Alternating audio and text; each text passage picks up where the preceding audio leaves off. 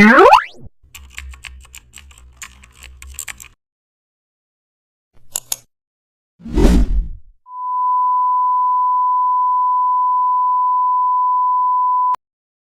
back to the channel. Don't forget to like, share and subscribe for more updates. Today we are explore an amazing topic of Photoshop, how to create a ribbon seal logo using custom shape.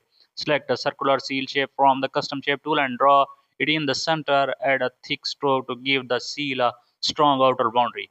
Now insert a smaller circle inside to create a double border look. Add a ribbon shape beneath the seal and align it perfectly. Apply a gradient overlay to the seal for a metallic or glossy effect. Now add inner shadows to enhance the seal depth. Insert text inside the seal using a curved path for a professional style. Use bold font to improve readability inside the small space. Now add star shapes or decorative lines inside the seal. Also apply highlights along the edges to add shine. Add drop